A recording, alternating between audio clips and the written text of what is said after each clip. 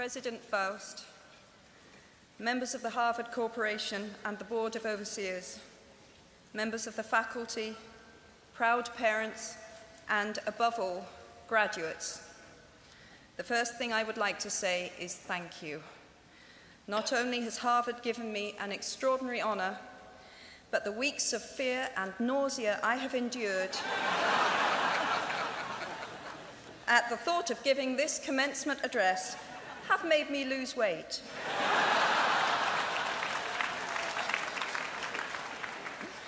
A win-win situation.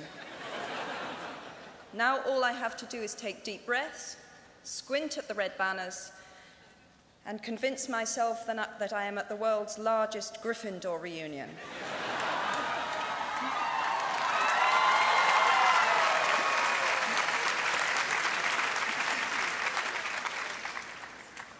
Delivering a commencement address is a great responsibility, or so I thought, until I cast my mind back to my own graduation. The commencement speaker that day was the distinguished British philosopher, Baroness Mary Warnock. Reflecting on her speech has helped me enormously in writing this one, because it turns out that I can't remember a single word she said.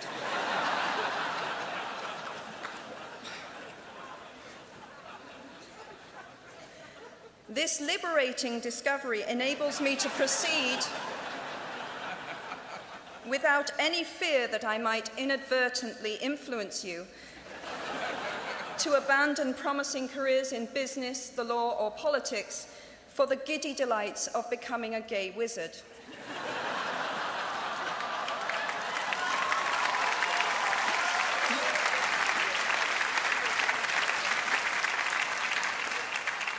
You see, if all you remember in years to come is the gay wizard joke, I've come out ahead of Baroness Mary Warnock. Achievable goals, the first step to self-improvement. Actually, I have racked my mind and heart for what I ought to say to you today. I have asked myself what I wish I had known at my own graduation, and what important lessons I have learned in the 21 years that have expired between that day and this. I have come up with two answers.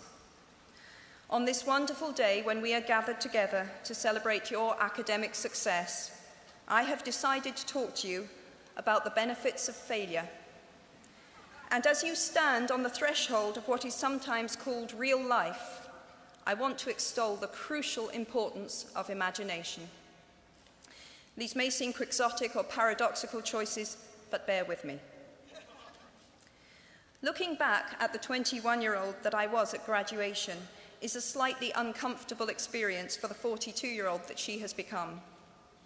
Half my lifetime ago, I was striking an uneasy balance between the ambition I had for myself and what those closest to me expected of me. I was convinced that the only thing I wanted to do, ever, was write novels. However, my parents, both of whom came from impoverished backgrounds and neither of whom had been to college, took the view that my overactive imagination was an amusing personal quirk that would never pay a mortgage or secure a pension. I know the irony strikes with the force of a cartoon anvil now, but... So they hoped that I would take a vocational degree. I wanted to study English literature. A compromise was reached that in retrospect satisfied nobody, and I went up to study modern languages. Hardly had my parents' car rounded the corner at the end of the road than I ditched German and scuttled off down the classics corridor. I cannot remember telling my parents that I was studying classics. They might well have found out for the first time on graduation day. Of all the subjects on this planet, I think they would have been hard put to name one less useful than Greek mythology when it came to securing the keys to an executive bathroom. Now, I would like to make it clear in parenthesis that I do not blame my parents for their point of view. There is an expiry date on blaming your parents for steering you in the wrong direction.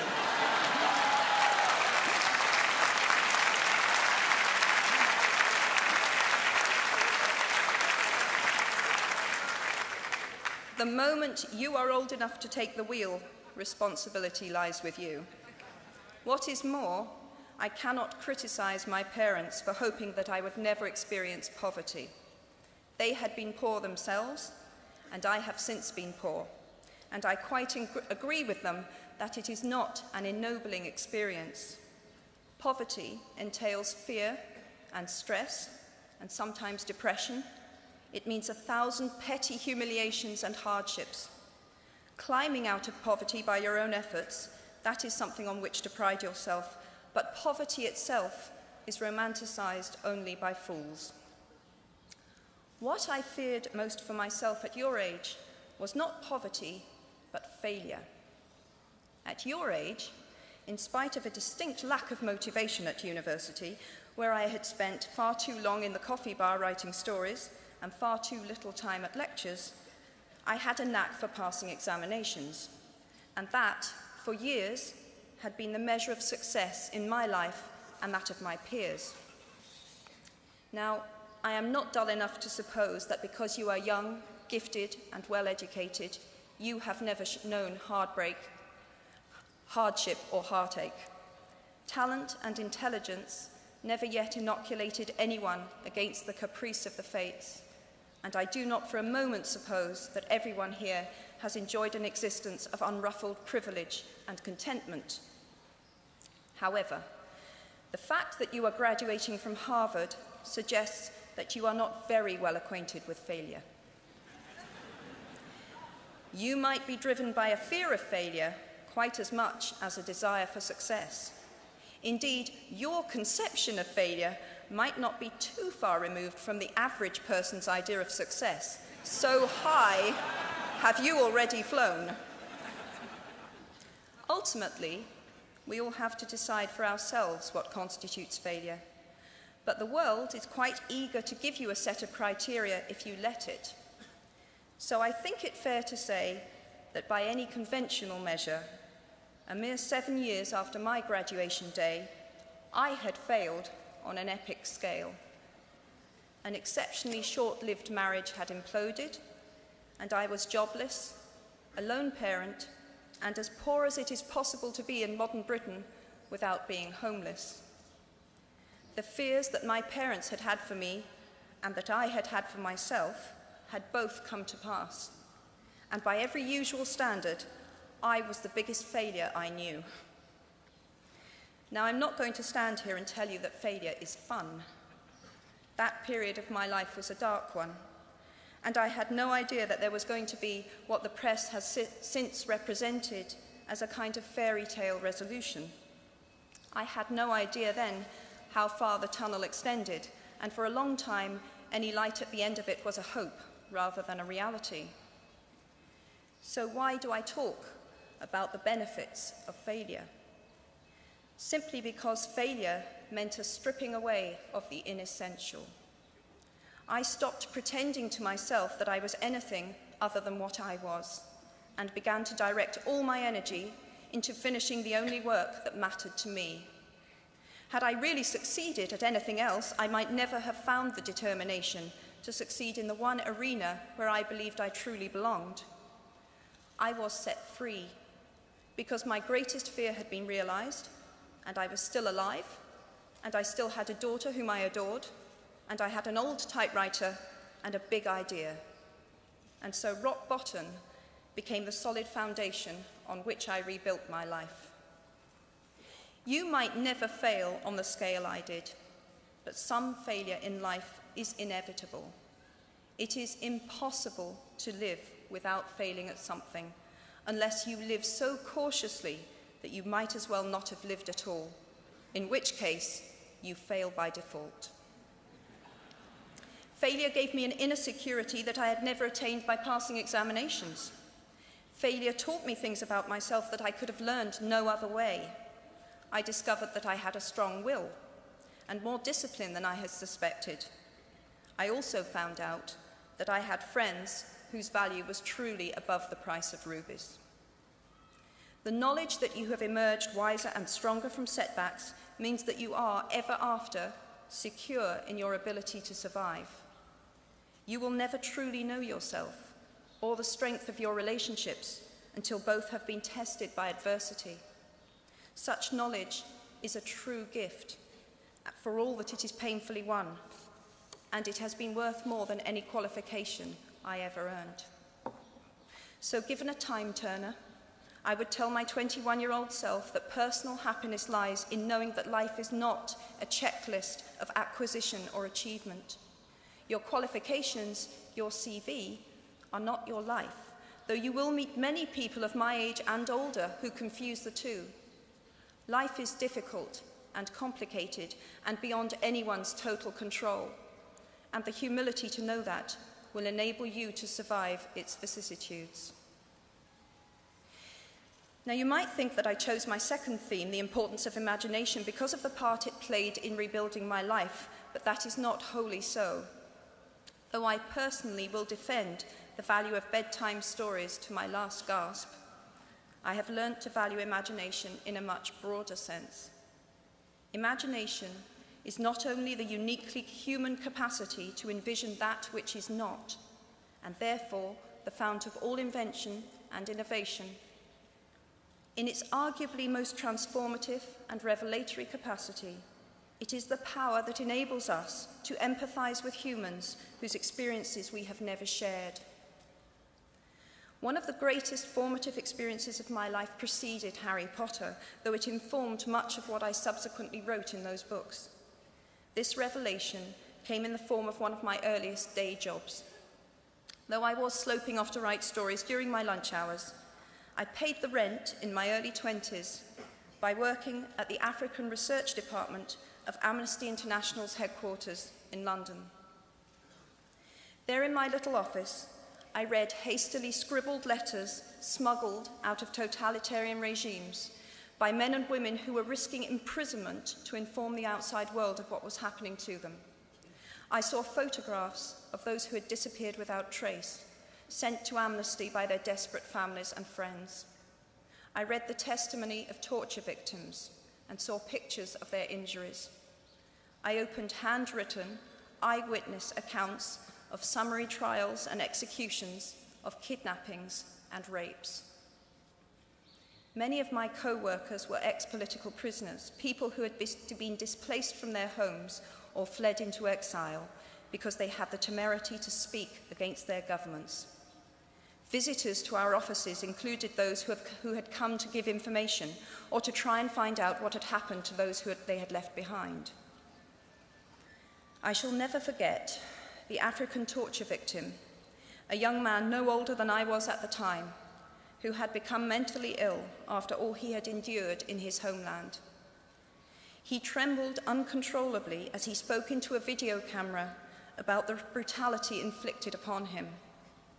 He was a foot taller than I was and seemed as fragile as a child. I was given the job of escorting him back to the underground station afterwards, and this man, whose life had been shattered by cruelty, took my hand with exquisite courtesy and wished me future happiness. And as long as I live, I shall remember walking along an empty corridor and suddenly hearing, from behind a closed door, a scream of pain and horror such as I have never heard since. The door opened, and the researcher poked out her head and told me to run and make a hot drink for the young man sitting with her. She had just had to give him the news that in retaliation for his outspokenness against his country's regime, his mother had been seized and executed. Every day of my working week in my early 20s, I was reminded how incredibly fortunate I was to live in a country with a democratically elected government, where legal representation and a public trial were the rights of everyone. Every day, I saw more evidence about the evils humankind will inflict on their fellow humans to gain or maintain power. I began to have nightmares, literal nightmares, about some of the things I saw, heard, and read. And yet, I also learned more about human goodness at Amnesty International than I had ever known before.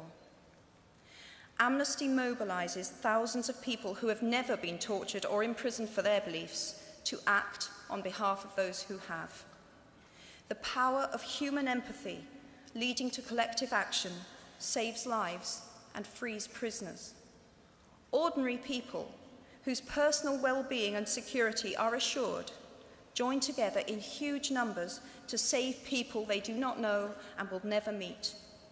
My small participation in that process was one of the most humbling and inspiring experiences of my life. Unlike any other creature on this planet, human beings can learn and understand without having experienced. They can think themselves into other people's places. Of course, this is a power, like my brand of fictional magic, that is morally neutral. One might use such an ability to manipulate or control just as much as to understand or sympathize. And many prefer not to exercise their imaginations at all. They choose to remain comfortably within the bounds of their own experience, never troubling to wonder how it would feel to have been born other than they are. They can refuse to hear screams or peer inside cages. They can close their minds and hearts to any suffering that does not touch them personally. They can refuse to know. I might be tempted to envy people who can live that way, except that I do not think they have any fewer nightmares than I do. Choosing to live in narrow spaces leads to a form of mental agoraphobia, and that brings its own terrors. I think the willfully unimaginative see more monsters. They are often more afraid. What is more, those who choose not to empathize enable real monsters, for without ever committing an act of outright evil ourselves, we collude with it through our own apathy. One of the many things I learned at the end of that classics corridor down which I ventured at the age of 18 in search of something I could not then define was this, written by the Greek author Plutarch: "What we achieve inwardly will change outer reality." That is an astonishing statement, and yet proven 1,000 times every day of our lives. It expresses in part our inescapable connection with the outside world, the fact that we touch other people's lives simply by existing. But how much more are you, Harvard graduates of 2008, likely to touch other people's lives? Your intelligence, your capacity for hard work, the education you have earned and received give you unique status and unique responsibilities. Even your nationality sets you apart. The great majority of you belong to the world's only remaining superpower. The way you vote, the way you live, the way you protest, the pressure you bring to bear on your government has an impact way beyond your borders. That is your privilege and your burden. If you choose to use your status and influence to raise your voice on behalf of those who have no voice, if you choose to identify not only with the powerful but with the powerless, if you retain the ability to imagine yourself into the lives of those who do not have your advantages, then it will not only be your proud families who celebrate your existence, but thousands and millions of people whose reality you have helped change. We do not need magic to transform our world. We carry all the power we need inside ourselves already. We have the power to imagine better.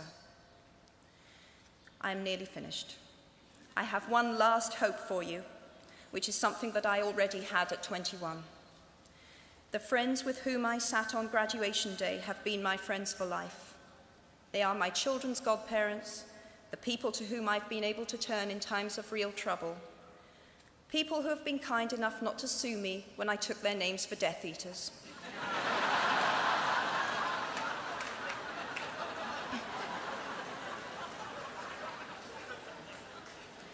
At our graduation, we were bound by enormous affection, by our shared experience of a time that could never come again, and of course, by the knowledge that we held certain photographic evidence that would be exceptionally valuable if any of us ran for Prime Minister. So today, I wish you nothing better than similar friendships, And tomorrow, I hope that even if you remember not a single word of mine, you remember those of Seneca, another of those old Romans I met when I fled down the classics corridor in retreat from career ladders in search of ancient wisdom. As is a tale, so is life. Not how long it is, but how good it is what matters. I wish you all very good lives. Thank you very much.